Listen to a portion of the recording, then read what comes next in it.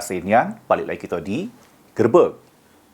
Pemirsa, Dinas Pemberdayaan Betina sama Perlindungan Anak Sumsel mencatat sebanyak 21 kasus yang ditangani oleh UPTD PPA Sumsel dengan jumlah 22 wong korban yang didominasi kasus kekerasan seksual.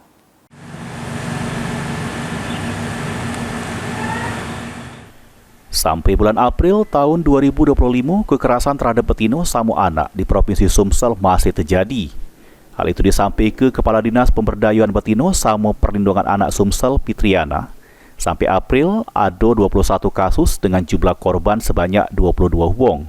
Dari beberapa kasus yang ditangani UPTD PPA Sumsel, didominasi kasus kekerasan seksual terhadap anak-anak sebanyak 9 kasus.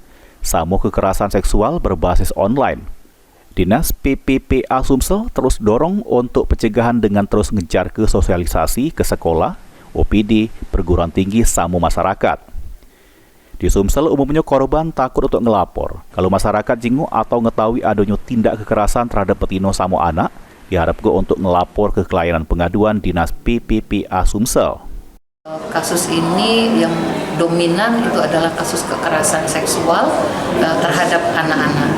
Kemudian juga ada kasus kekerasan yang berbasis gender online, artinya kekerasan melalui online, yang berbasis online. Jadi ini terus kami dorong, juga memberikan sosialisasi ya di sekolah-sekolah, di lingkungan OPD, perguruan tinggi, dan juga kepada masyarakat untuk terus aware ya terhadap dirinya sendiri dan juga terhadap lingkungannya. Ditambah ke Fitriana, sesudah mengelapor, para korban bakal diinjuk pendampingan baik psikolog atau hukum. Selain kekerasan seksual, beberapa kasus lain juga terjadi di Sumsel, pecah KDRT, TPPO, sama kekerasan terhadap betina sama anak. Ilham Wahyudi, PAL TV.